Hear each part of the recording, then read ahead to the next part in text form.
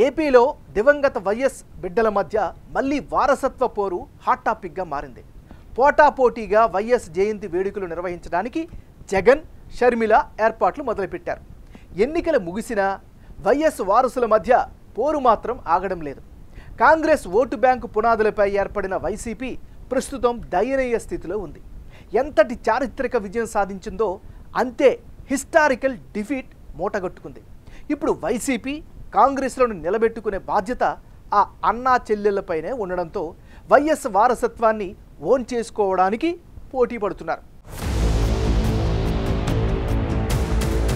దివంగత ముఖ్యమంత్రి వైఎస్ రాజశేఖర్ రెడ్డి జయంతి జూలై 8. ఇప్పటి వరకు అటు పీసీసీ అధ్యక్షురాలు వైఎస్ షర్మిల, ఇటు వైసీపీ అధ్యక్షుడు జగన్ ఎవరికి వారు ఇడుపులపై వెళ్లి వైఎస్ కు నివాళి అర్పించేవారు. అయితే ఈసారి వైఎస్ జయంతిని తనకు అనుకూలంగా మార్చుకునే ప్రయత్నం చేస్తున్నారు షర్మిల. మరోవైపు ఓటమి నైరాశ్యంలో ఉన్న వైసీపీ సైతం ఈ విషయంలో తగ్గేదే లేదంటోంది. ఈసారి జరిగేది వైఎస్ రాజశేఖర్ రెడ్డి 75వ జయంతి.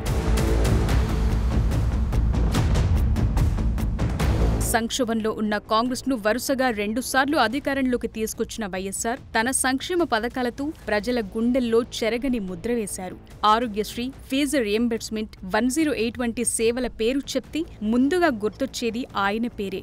ఉమ్మడి ఆంధ్రప్రదేశ్కు వరుసగా 2సారి ముఖ్యమంత్రిగా బాధ్యతలు చేపట్టిన కొన్ని నెలలకే దురదృష్టవశాత్తు 2009 సెప్టెంబర్ 2న హెలికాప్టర్ ప్రమాదంలో వైఎస్ మరణించారు.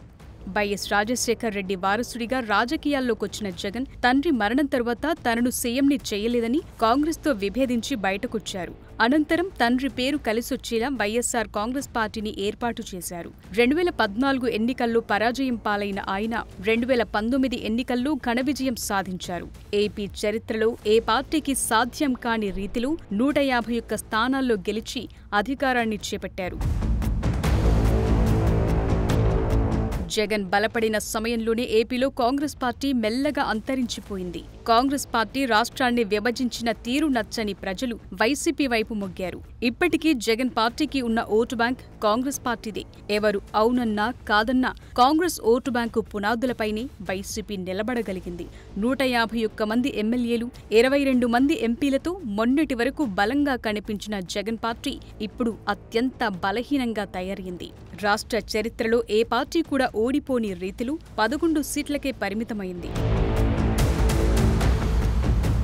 ఇది అదునుగా కాంగ్రెస్ పార్టీ ఏపీలో బలపడే ప్రయత్నం చేస్తోంది.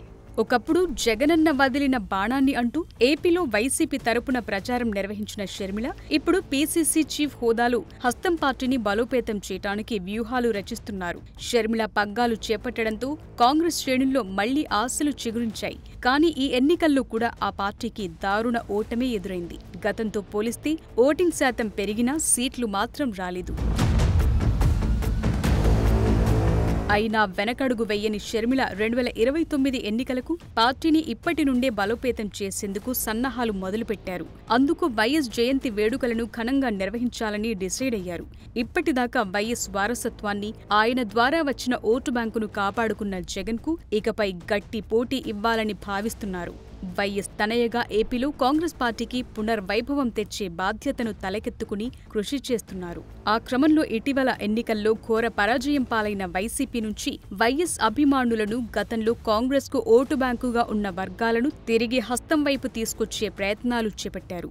జూలై 8న విజయవాడలో వైఎస్ రాజశేఖర్ రెడ్డి 75వ జయంతి వేడుకలను నిర్వహించడానికి ఏర్పాట్లు చేస్తున్నారు. ఈ వేడుకలకు హాజరు కావాలని కాంగ్రెస్ అగ్రనేతలతో పాటు Karnataka deputy CM DK Shivakumar, Telangana CM Revanth Reddy, ఉప ముఖ్యమంత్రి మల్లు భట్టి విక్రమార్క వంటి కీలక నేతలను స్వయంగా ఆహ్వానించారు.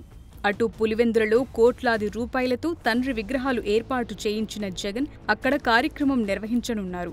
మరి వైఎస్ అభిమానులు వారిలో ఎవరిని నిజమైన వారసులుగా చూస్తారో?